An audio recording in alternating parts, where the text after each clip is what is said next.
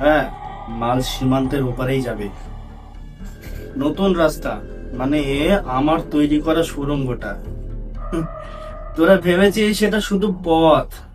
না, এ হলো আমার রাজত্বে প্রবেশের নতুন দরজা, ক্ষমতা আর টাকার মহাসড়ক। এই সপ্তাহেই কাজটা শেষ করতে হবে। আর একটা কথা শোন, সামান্য ভুল হলেও তোদের পরিবারের সামনে তোদেরকে ধীরে ধীরে তোদের জীবন্ত পুঁতে দেব আমি। কথাটা যেন মাথায় থাকে। ঠিক আছে জমিদার বাবু, কিন্তু পুলিশ যদি... আরে পুলিশ, আরে পুলিশ তো আমার হাতের মুঠোয় রে। পুলিশকে নিয়ে কোনো চিন্তা নেই। তবে শোন, একটা কথা মাথায় রাখবি, কাজটা যদি ঠিকঠাক না হয় তাহলে তোদের কিন্তু খবর আছে। আর শোন, আমার কাছে পৃথিবীতে সবচেয়ে কম দামি জিনিস হলো তোদের জীবন। কথাটা ভালো করে মাথায় ঢুকিয়ে নে।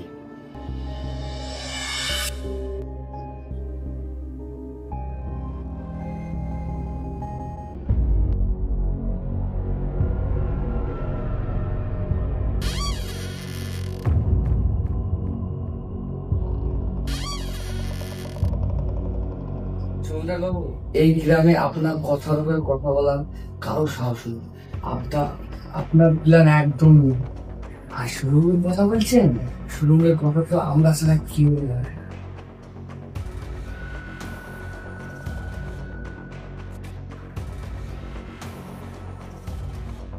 ঠিক বলেছেন জমিদার বাবু, আমরা জানি এই সুড়ঙ্গই আমাদের শূন্য তুলে আনবে। তা আপনি যা শুরু করেছেন ইতিহাসে তা কেউ পারেনি। আমরা তো আপনার ছায়া, আপনার নির্দেশে আমাদের শেষ কথা। আরে নিখুঁত তো হবেই। সামান্য মানুষের বুদ্ধিতে এসব খেলা মাথায় আসে না। তোদের কাজ হলো শুধু আমার অনুগত করা, বুঝলি? আমাদের জীবন তো আপনার হাতে জমিদার সাহেব। আমরা দিন রাত জেগে আপনার কাজ করব, কোনো খুঁত থাকবে না। জমিদার সাহেব, মাল পাচারের পর যে টাকাটা আসবে তার একটা অংশ তো গ্রামের লোকজনের মুখে ছুড়ে ফেলতে হবে, আর আপনারা ওদের মুখও বন্ধ থাকবে। কিন্তু ক্ষমতা শুধু ভয় দেখায় না, মাঝে মাঝে দানও করে। ঠিক বলেছিস আমার। এই ভয় আর লোভ, এই দুটোর দড়ি দিয়েই তো আমি গোটা গ্রামকে বেঁধে রেখেছি। তবে সব কথার শেষে একটা কথাই বলবো, কাজটা কিন্তু নিখুঁত হওয়া যায়, বুঝতে পারলি?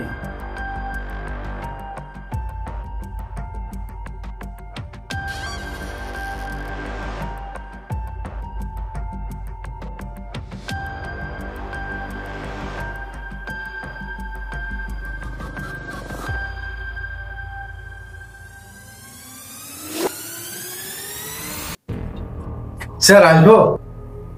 হ্যাঁ আসুন, বসুন, বলেন আপনার সমস্যা। স্যার, জমিদার বাবু শুধু সুরাকার করেন না, এই গ্রামের প্রত্যেকটা মানুষের জীবনেও এই চলছে। স্যার, আমার কাছে প্রমাণ আছে। এই নিন স্যার। এই নরবংশের একটা শেষ স্যার, নইলে আমরা কেউ বাঁচবো না স্যার। জমিদার সাহেব, মাল পাচারের পর যে টাকাটা আসবে তার একটা অংশ তো গ্রামের লোকজনের মুখে। জমিদার সাহেবের দিকে তাকানোর চেষ্টা করবেন না, তিনি এই সমাজের খুঁটি, আর ওনার নামে কোনো নালিশ চলবে না। স্যার, আপনার একটা ব্যবস্থা করতে হবে স্যার, এর একটা ব্যবস্থা করতে হবে স্যার। ঠিক আছে, আমি দেখছি আপনি।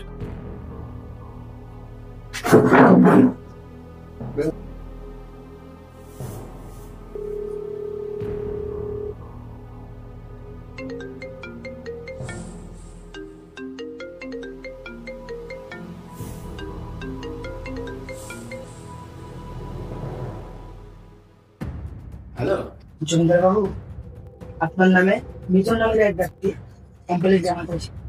কি? ওই সামান্য কীট পতঙ্গের সাহস কত বড়? হ্যাঁ, ওর কি মরার এত শখ হয়েছে? মরার জন্য কি ওর পাখনা বুঝেছে? আমি ওকে বসিয়ে রেখেছি, আপনি তাড়াতাড়ি আসুন। ঠিক আছে, আপনি ওকে থানায় বসিয়ে রাখুন, আমি এক্ষুনি থানায় আসছি। ওর মৃত্যু হবে গ্রামের সবার জন্য একটা পাপ। ঠিক আছে, আসুন।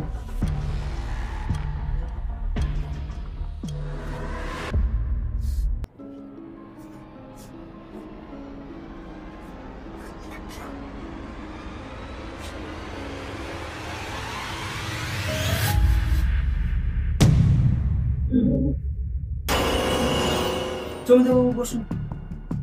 আপনি থামুন, আমি এখন বসতে আসিনি।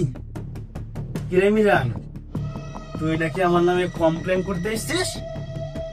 তোর চামড়া দিয়ে আমার পায়ের জুতো বানাবো। আমার বিরুদ্ধে যাওয়া মানে স্বয়ং মৃত্যুকে ডেকে আনা। এখন তোকে কেউ বাঁচাতে পারবে না। ডান, তুই এবার সাবধানে থাকিস, তোর মৃত্যু এখন আমার হাতে, বুঝলি? চল। সবই তো আপনি দেখলেন, আমি নিরুপায়, কিছু করার নেই। এখন আপনি আসতে পারেন।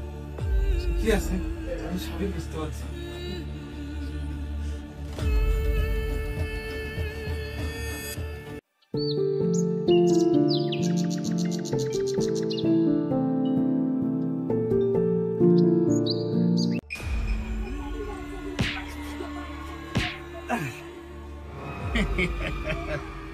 আমার কথা অমান্য করার ফল এটাই। তোর এত বড় সাহস, তুই আমার নামে থানায় কমপ্লেন করিস? জামাল, ওকে এমন মার মার ওর হাড় গোড় সব গুঁড়ো করে দে। এই গ্রামে আমার কথাই শেষ কথা, এটা ওকে বুঝিয়ে দে। মার ওকে।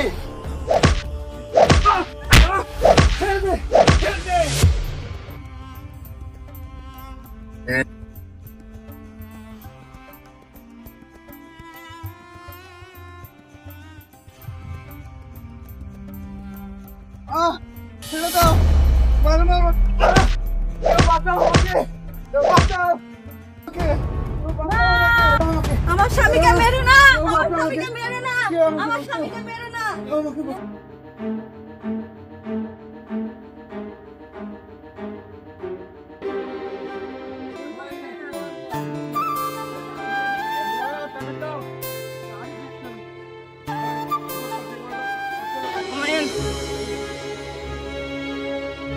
হুমায়ুন, তুই তাড়াতাড়ি বাড়ি যা, তোর আব্বাকে ধরে মারছে মোড়ল সাহেব।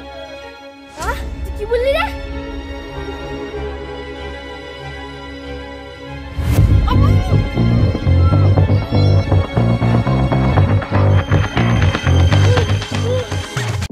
আমার স্বামীর কি অপরাধ? আমার স্বামীকে মারছেন কেন? তোর স্বামীর এত বড় সাহস, আমার নামে থানায় কেস করতে গেছে। জমিদার সাহেব, আমার স্বামীকে আর মারেন না, হাত জোর করছে। জমিদার সাহেব, আপনার সব কথা মানবো, আমার স্বামীর জান দিতে দেন। এত সহজ মুক্তি? তোর স্বামী সাহস দেখিয়েছে আমার নামে থানায় কেস করার, প্রাণ তো আমি ওর নেবই। তার সঙ্গে সঙ্গে তোদের এই ঘর বাড়ি আমি মাটির সাথে মিশিয়ে দিব। তোদের নাম আমি চিরকালের জন্য মুছে দেব।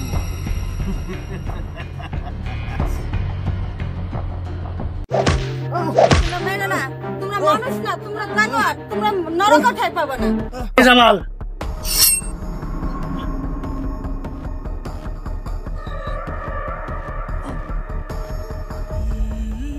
চুপ কর গো, চুপ কর। তুই ওখানে গেলে ওরা তোকে মেরে ফেলবে।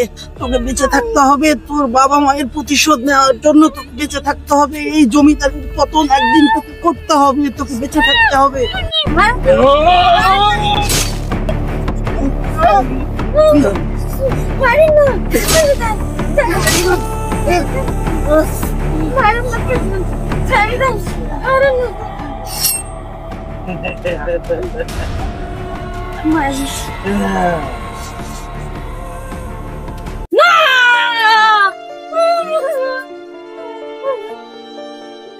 আমার ছেলে এসে প্রতিশোধ নিবে, আর আমার ছেলে ছাড়বে না। আমার ছেলে প্রতিশোধ নিবে বাপের। চুপ করে যদি আর একটা কথা বলবি নি। জামাল, একে ততক্ষণ পর্যন্ত মার যতক্ষণ না পর্যন্ত ওর নিঃশ্বাস ত্যাগ হয়। ছাড় ওকে, ছেড়ে দে, ছাড় বলছি, ছেড়ে দে, ছাড় ওকে, ছেড়ে দে।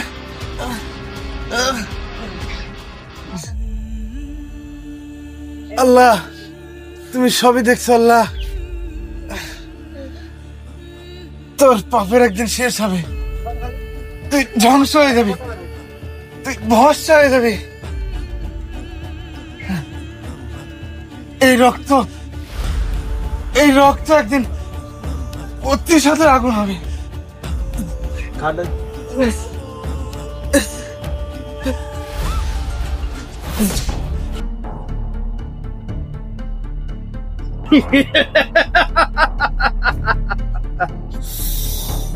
আমার উপরে যদি কেউ কথা বলে তাহলে তার শেষ পরিণতি এইরকমই হয়।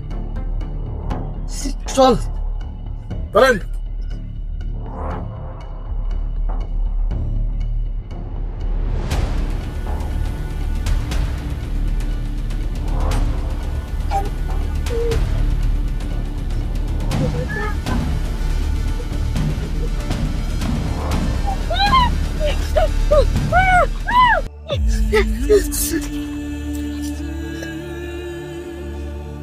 আব্বা আব্বা ও আব্বা আব্বা আব্বা তুমি কথা বলছো না কেন গো আব্বা মা ও মা আব্বা চুপ কর বাবা, চুপ কর, শান্ত হ। মোড়ল সাহেব, আমি সব দেখলাম। আপনি কিভাবে আমার বাবা মাকে হত্যা করলেন। আমি ঠিক এর প্রতিশোধ নেব, আমি নেব এর প্রতিশোধ। আমি এই আমার বাবা মার গায়ে হাত দিয়ে প্রতিজ্ঞা করলাম যে আমি আপনাকে একদিন পথে বসাবো, আপনাকে শেষ করে দেব। মোড়ল সাহেব, আমি একদিন ঠিক ফিরবো। আর আজ থেকে শুরু হলো প্রতিশোধের আগুন।